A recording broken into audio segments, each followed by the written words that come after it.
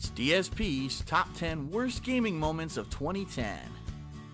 Number 1. Who the fuck is Steve Jones? YouTube's massive failures. For those of you who weren't following me in April of this year, there was some trouble that pretty much pissed me off more than anything else that could have happened. More so because it actually shed some light on things that have been going on for quite some time. Here's what happened. Basically, back in April, I was in the middle of a Splinter Cell Conviction playthrough on my main channel, Darkseid Phil. Now, back then, I only had one YouTube channel because I only had need for one. And as I was playing this, I actually got a little bit under the weather, and allergies were getting to me, so I took a day off to basically recover.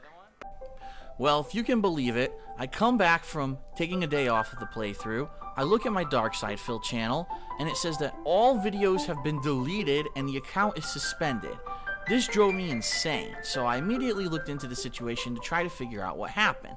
Well, here's the deal. Previously, I had already had copyright claims put against me for my playthrough of Grand Theft Auto 4's first expansion, The Lost and Damned, as well as WWE Legends. So I already had 2 copyright strikes against me, a third had been placed, and I had to figure out what had happened. So I looked into it, and YouTube had told me that it was Ubisoft, the company who had made Splinter Cell Conviction, who had put these copyright strikes against me.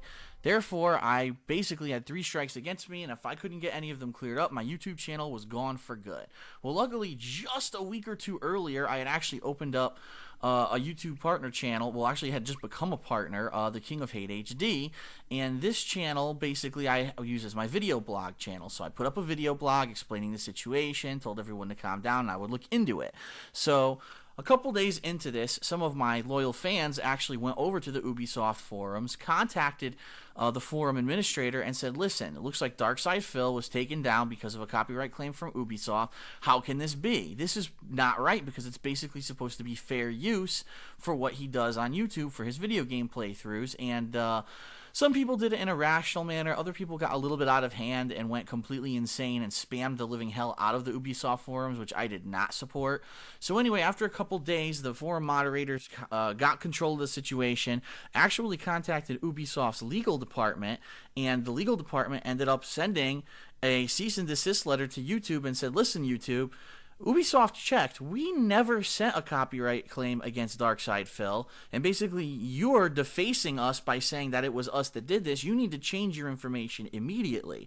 So a funny thing happened on the pages that basically it showed Ubisoft had put a copyright claim against me. All of a sudden it changed, and it now said that it was someone named Steve Jones who had placed the copyright claim.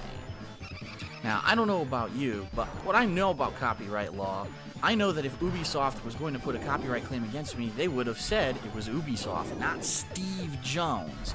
So what really happened here is that some internet troll who didn't like me somehow falsified a copyright claim, sent it to YouTube, and YouTube, being so knuckleheaded, thought it was real and ended up actually shutting me down, which was absolutely ridiculous. So what ended up happening, the good news is that after this, YouTube looked into it, said, okay, this was not legit. They reversed the copyright strike. I ended up getting my channel back, but in the meantime, I had already done some precautions to make sure that if I wasn't getting the channel back, that I would still have a presence on YouTube.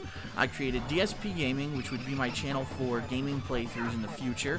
I also created DSP Street Fighter, which is a channel I put all kinds of fighting game footage on. And over the course of the year, I've also did 2 new channels, Red Dead DSP and also Darkseid Phil Final Fantasy X11, which means Final Fantasy 13, for those respective playthroughs, because I was afraid that if someone put up false copyright strikes against me, I might get my channel shut down again. Now here's the kicker. For those of you who followed me last year in 2009, you'll remember what my worst moment of the year was, and it was that I had gotten a copyright strike against my channel for the Lost and Damned DLC for Grand Theft Auto 4. Well, after the events of the Ubisoft controversy and the Steve Jones controversy, I actually disputed the copyright claims for this expansion, and guess what? They were lifted. What does that mean? That means that Take-Two Games never put copyright strikes against me. It was probably the same person or someone who also didn't like me. So what's the bottom line and what's the moral of the story? Bottom line is this.